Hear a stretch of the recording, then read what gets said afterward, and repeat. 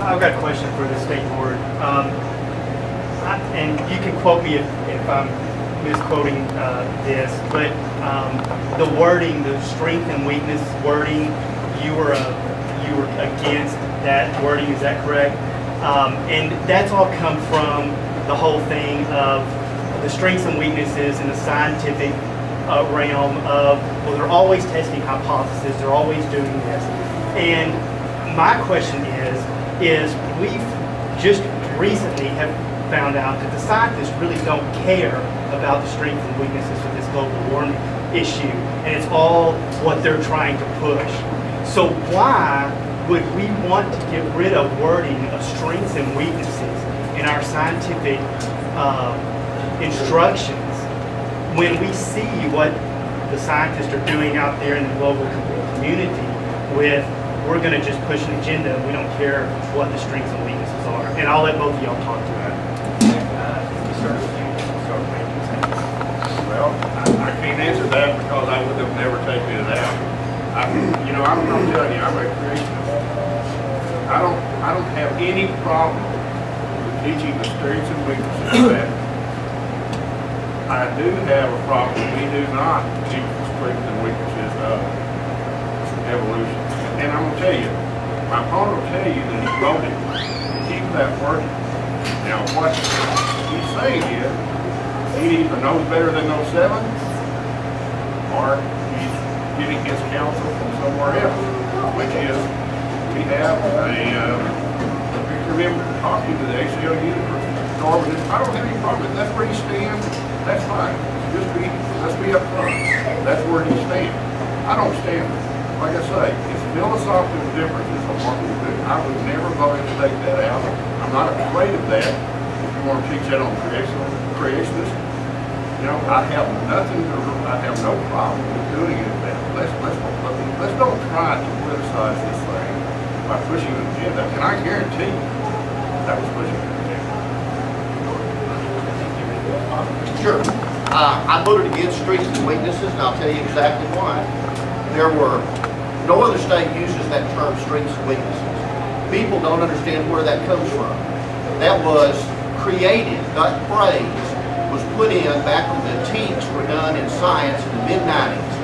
And it was put in by Will Davis, who was on the board. Will Davis was a Democrat out of Austin. He was on the state board, and as a political compromise, came up with the term strengths and weaknesses. When we had our teacher work groups in the science area come back to us, they recommended that we not have strengths and weaknesses. Now, my opponent keeps saying, well, you consulted with so-and-so. You know what I was doing? I'll talk to anybody at the state board meeting that comes up. I'm a gentleman. I'm not going to run away from anybody that wants to visit. If you want to visit about a topic, I'll talk to you.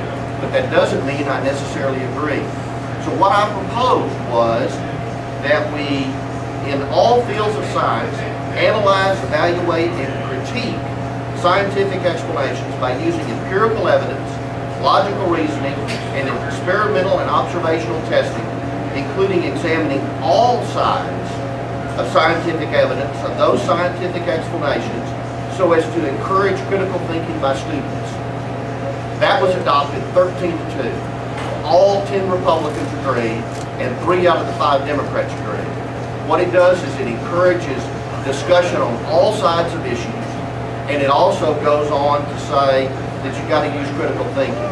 I think it's kind of important to note that Paul and Sherry Icett are supporting me, and Sherry said, she said, I have no doubt there are some differences in philosophy between Bob and me, but however, in the conservative Republican Party, which champions local control, our most conservative SBOE members try to micromanage every aspect of the teacher classroom.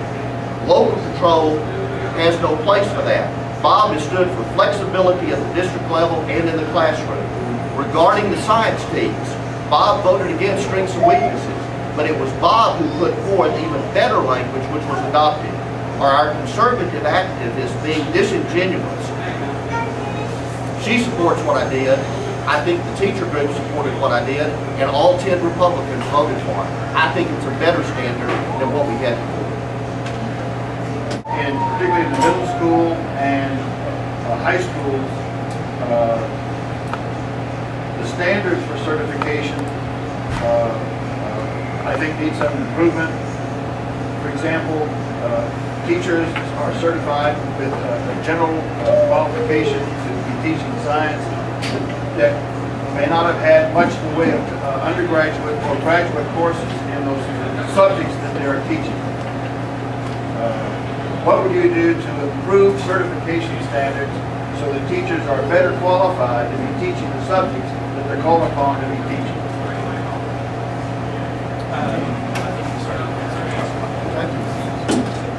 I wish we could have better certification, especially in those critical areas of special ed, math, science, and so forth. Unfortunately, the way the rules are currently set up with SBOE, which sets up certification and rules, when that comes through the state board, we cannot modify anything they present to us. We either have to vote it up or down and send it back for them to work on. But one of the problems that the school districts are having now is finding enough qualified teachers in science and math. For instance, Lubbock is paying a $5,000 bonus for science teachers. Seminole tried to find one that they offered to pay $7,000. They couldn't even get anybody to go there.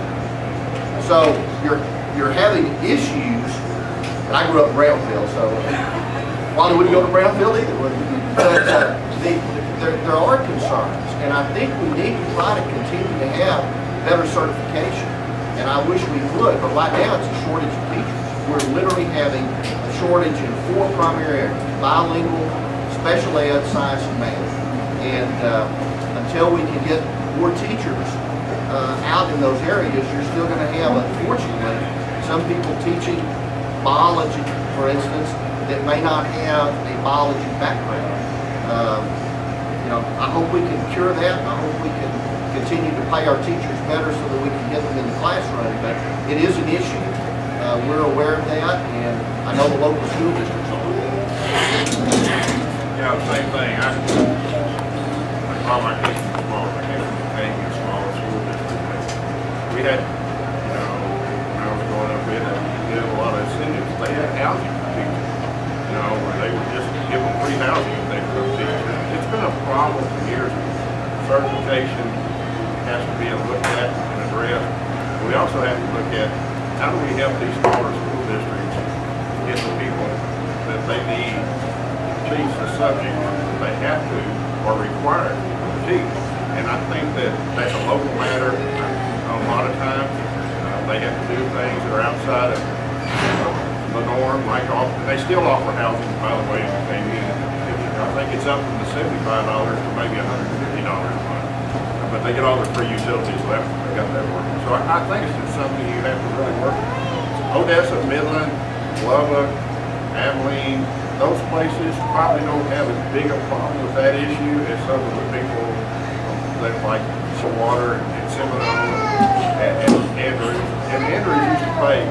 You couldn't teach there without a master's because they paid so much about the state average. Romney does happen to say they kind of took that away from them. So now they even have a difficulty getting certified teachers. So it is a problem, and I wish I had a fix all, but I don't.